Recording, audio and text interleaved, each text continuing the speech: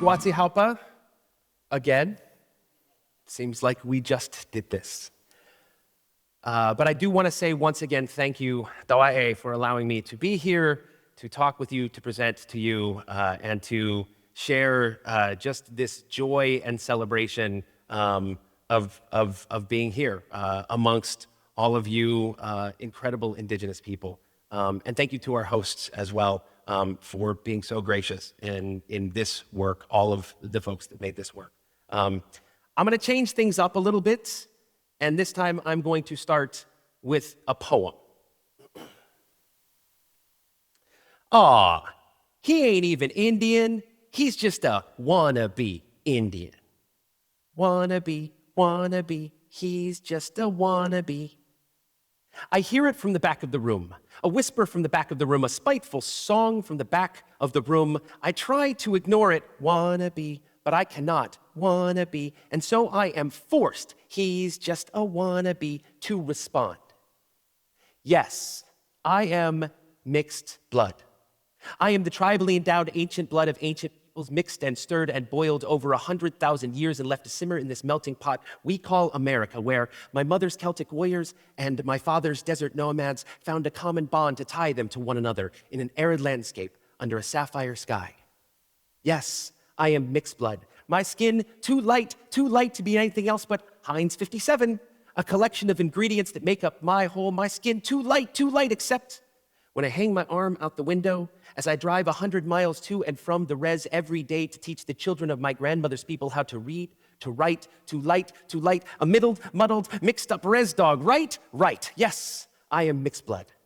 And I dream mixed blood dreams, and I sing mixed blood songs, and I eat me some mixed blood food, all right? I confess, I love me some fry bread, and green chili stew, and tortillas and tamales and fried chicken and mashed potatoes and hummus and dolmas and pita and goat cheese and hamburgers and hot dogs and labed and pusa and olives and guacamole. My small intestine is a cultural cornucopia, and my belly is a tribute to my family. Yes, I am mixed blood. I cannot hide it. The white bubbles to my skin like a froth on top that betrays my eclectic ethnic background. Scots and German, Greek and English, Laguna and Lebanese. I am one half here to greet the pilgrims, the other half getting off the boat, discovering the American dream. I am mixed blood. Raised Pueblo by the son of an immigrant. I am pale on the outside, but stained glass in here. The colors radiate from my fingers so bright, I turn clear and you see through me. See.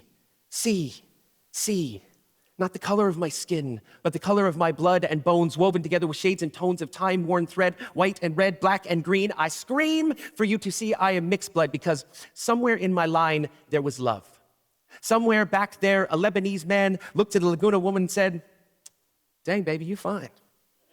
Let's love together for all our lives and have babies that are smart and kind and honest and good and know who they are and how they came to be when we mixed our hearts, our lives, our blood. Yes, I am mixed blood. Cut me and I will bleed, mixed blood, and I will pour over land and seed the earth with wildflowers and cross-pollination. And you will drown beneath joy and tenderness, purity and righteousness, tolerance and justice and love.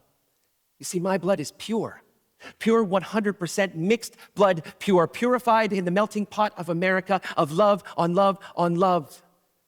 And you tried to contaminate my blood with your impurities of hate and isolation, intolerance and segregation, because my skin ain't that brown, and I don't look the way you want me to.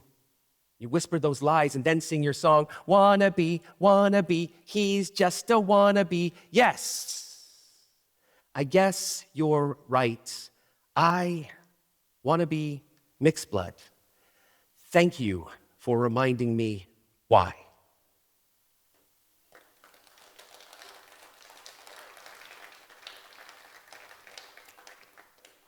I wrote that poem shortly after I returned home to begin teaching on the res. And it was my way of trying to figure out who I was.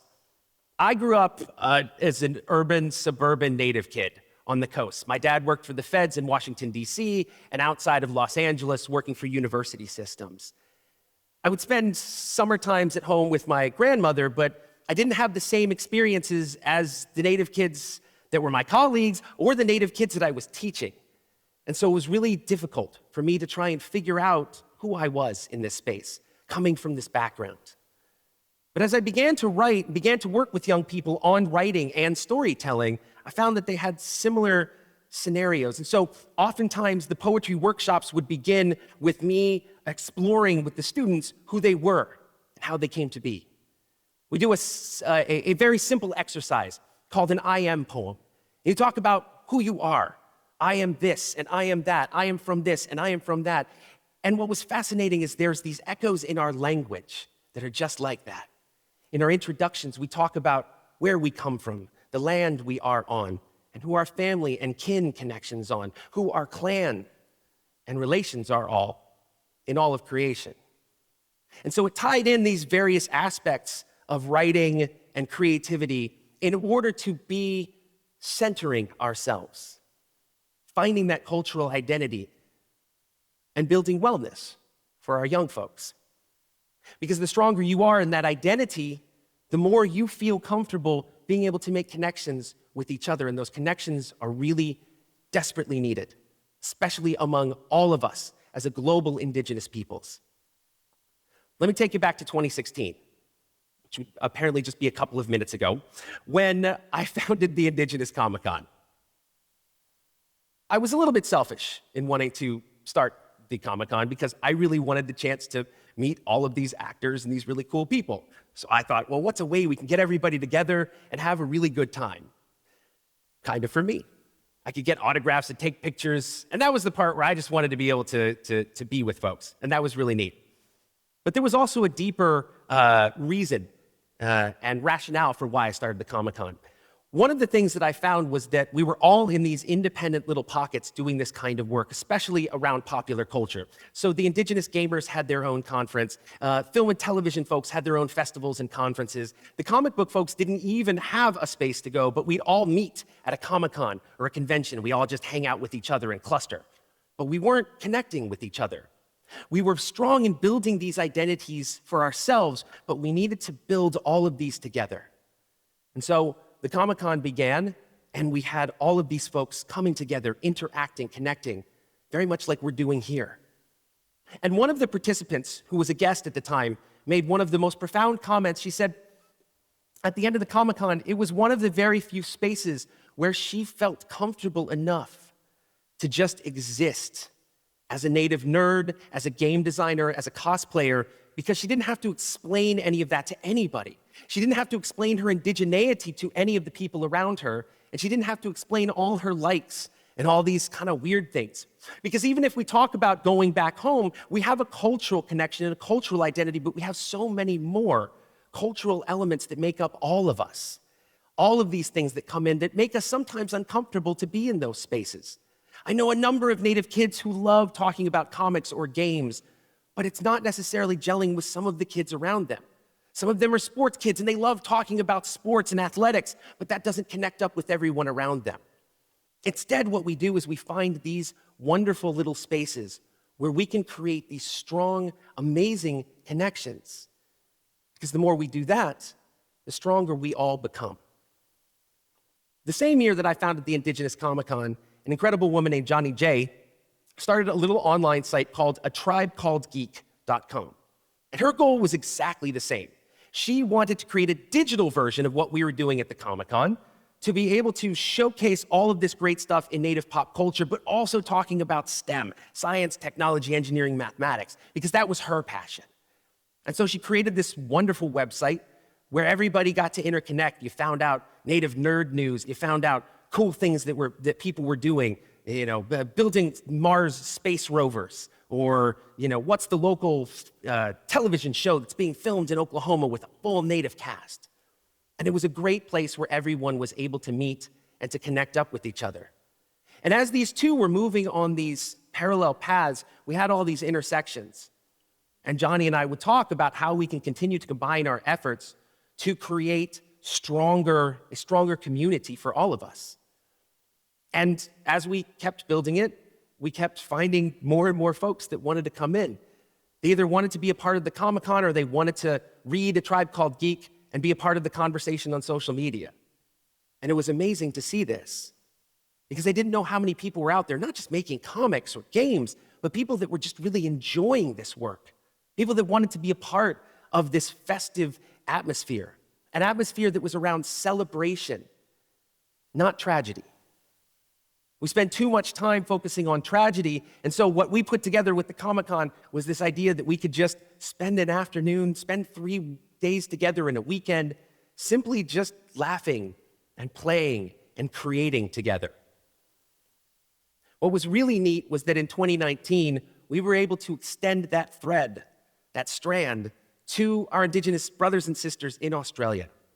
And we launched Indigenous Comic-Con in Melbourne, 2019. And it came from the same place. It was somebody that found us online through a tribe called Geek and said, we should be doing that over here. It was a cosplayer. He was one of a handful of Indigenous cosplayers in Australia.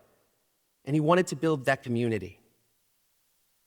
And so as we continue to look ahead, it really comes down to a traditional value and a traditional story that my grandmother told me about how Spider-Woman, Grandmother Spider, spun the universe into existence. And as she created this and continued to build this web, creating those strands that lit up the night sky, that pulled us all into being and creating the foundation for all of us. When we talk about community prosperity and we talk about wellness, it begins with that community and that cultural identity. That identity that's not just grounded in our indigeneity, but how we express that indigeneity as well. It's all those iterations. Whether it be an Indiginerd like myself, or a sports person, or someone in politics, or someone that is a scientist or a mathematician. It's about creating and building on those cultural platforms. It's about spinning that web for ourselves as we connect up all those pieces for us, because the stronger that center is, the stronger the connections are to everyone outside of us. And soon we all spin together, and soon we have this web of strong, healthy, well-maintained Indigenous communities.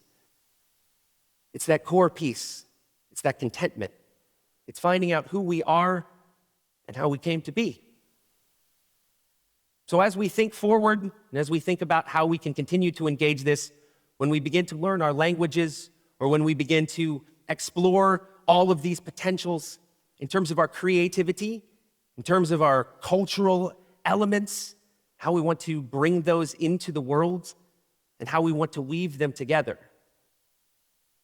I'm reminded of a similar young man who came to the Comic-Con, not the same one as at the comic store. We had another young man that was there at the Comic-Con. And that time we had a group of all of these native artists that were there. And for me, it was again that same sense of wonder. It was like this young man was looking up at the night sky for the first time, and he saw all of these comic book artists, and he saw over here was Wes Studi, who we had, right? The fabulous film icon. And over here was a game system that was playing native games.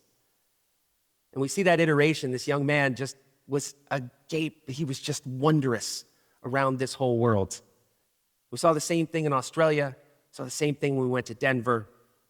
And I see it every time when people chime in on a tribe called Geek. And all I can remember and all I can reflect on in those moments is how beautiful and brilliant this creative work is that's being done, and how our culture is the foundations for all of these weavings, these interconnections, and these webs. And that is how we truly and ultimately honor creation with these stories and create a prosperous community. So, hey, thank you for your time, everyone.